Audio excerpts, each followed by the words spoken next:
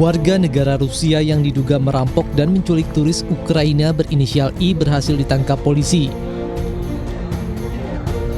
Salah satu terduga pelaku berinisial KA 30 tahun itu ditangkap di Bandara Ngurah Rai Bali saat mencoba kabur ke Dubai. Terduga pelaku menjalani pemeriksaan oleh penyidik Polda Bali untuk mengungkap perannya dalam tindak pidana tersebut. Sekitar jam 7 malam, anggota kita mengamankan salah satu dari 9 yang dilaporkan oleh pelapor ya. Inisial K, asal Rusia. Kebetulan yang bersangkutan rencana akan meninggalkan Indonesia gitu ya. Katanya ke Dubai. Lalu kemudian kita amankan. Nah, sementara kita periksa, kita dalami perannya. Jajaran Polda Bali masih mengejar 8 terduga pelaku lainnya dengan berkoordinasi bersama Konsulat Rusia dan Ukraina, Imigrasi, Divisi Humas Internasional Mabes Polri, dan Interpol. Sebelumnya, seorang pengusaha properti asal Ukraina berinisial I diculik dan dianiaya oleh sekelompok orang di kawasan Kuta Selatan, Badung, Bali. Dalam rekaman kamera mobil milik korban, terlihat para pelaku turun dari mobil mengenakan penutup kepala dan rompi bertuliskan polisi. Dengan menggunakan sejumlah senjata, para pelaku mengancam dan memaksa korban masuk ke dalam mobil pelaku. Para pelaku merampas harta korban termasuk mentransfer akun kripto dan korban alami kerugian mencapai 3,4 miliar rupiah. Peristiwa yang terjadi pada 15 Desember 2024 ini dilaporkan pada 20 Desember 2024 ke Polda Bali. Pemirsa, mantan Ketua KPK Abraham Samad bersama Koalisi Masyarakat Sipil melaporkan dugaan korupsi penerbitan sertifikat pagar laut ke KPK. Mereka menduga ada dugaan suap dan gratifikasi dalam penerbitan sertifikat.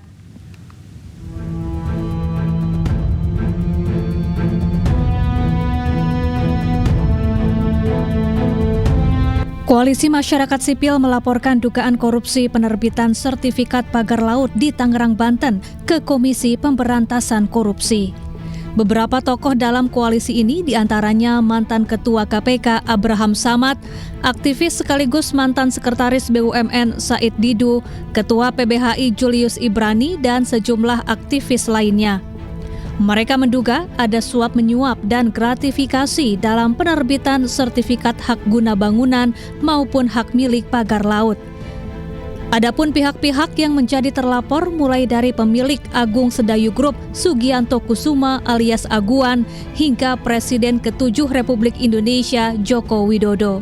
Kita membawa laporannya juga yang sudah dibuat oleh teman-teman koalisi, yaitu dugaan korupsi ya yang terjadi di proyeknya ya, saya katakan di proyek strategis nasional PIK 2. Jadi kita ingin KPK lebih konsentrasi ya, menelisik, melakukan investigasi terhadap proyek strategis nasional, karena kita melihat di dalamnya bahwa kuat dugaan telah terjadi tindak pidana korupsi di dalam penetapannya sebagai proyek strategis nasional.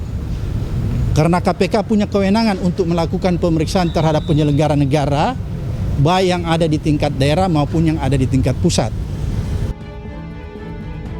Pimpinan KPK kemudian menerima audiensi Koalisi Masyarakat Sipil sebagai bentuk pelibatan publik dalam upaya pemberantasan korupsi. Sebelumnya, Koordinator Masyarakat Anti Korupsi juga telah melaporkan dugaan korupsi sertifikat pagar laut ke KPK dan melaporkan 2 nama menteri Kamis pekan lalu. Dari Jakarta, Tim Liputan iNews melaporkan.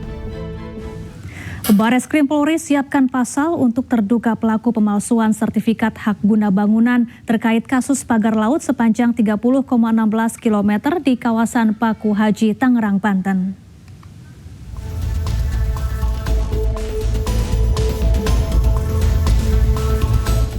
Sejak dimulainya penyelidikan dalam kasus pagar laut di Tangerang, Banten, Bareskrim Polri telah mengumpulkan barang bukti dan keterangan terkait terbitnya sertifikat hak guna bangunan yang saat ini telah dibatalkan oleh Kementerian ATR BPN.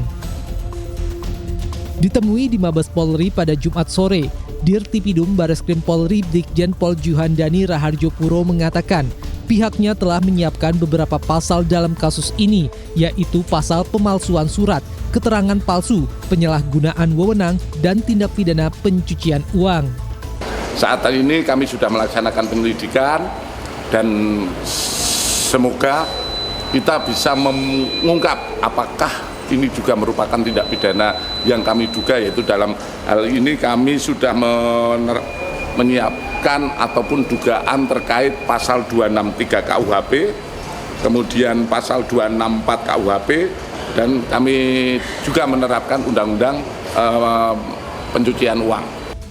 Selain itu, pihaknya juga telah berkoordinasi dengan Kementerian Kelautan dan Perikanan, Kementerian ATR BPN, dan Kejaksaan RI dalam proses penyelidikan kasus pagar laut sepanjang 30,16 km di kawasan Paku Haji, Tangerang, Banten. Dalam waktu dekat, pihaknya juga akan memanggil beberapa pihak untuk dimintai klarifikasi terkait penerbitan sertifikat hak guna bangunan yang telah dibatalkan oleh Kementerian ATR BPN. Di antaranya Lurah, pihak Kementerian ATR BPN, serta pihak Badan Pertanahan Nasional. Dari Jakarta, Rizky Falupi, iNews melaporkan. Sementara itu, Menteri Agraria dan Tata Ruang sekaligus Kepala Badan Pertanahan Nasional Nusron Wahid menyerahkan pengusutan unsur pidana yang diduga dilakukan anak buahnya ke aparat penegak hukum. Sudah tidak ada bidang tanahnya. Nah, karena itu yang bersangkutan sudah kita tetapkan untuk dijatuhin sanksi. Nah, karena produknya itu adalah produk tata usaha negara, KATUN, keputusan tata usaha negara, maka sanksinya adalah sanksi administrasi negara, yaitu adalah masalah dicopot dan sebagainya. Kecuali kalau di situ ada unsur-unsur mens rea. Misal dia yang bersangkutan terima suap, terima sogokan atau apa, itu baru masuk ranah pidana. Tapi tidak menutup kemungkinan dokumen-dokumen yang disajikan oleh pihak-pihak pemohon itu adalah dokumen-dokumen yang tidak benar. Misal dokumen palsu atau dokumen apa, nah itu mungkin bisa masuk dalam ranah pidana. Di ranah pidananya adalah pemalsuan dokumen. Nggak tahu aku, kalau itu saya nggak tahu. Ya, sepanjang pemeriksaan kita ya memang belum menemukan itu kalau di internal kita.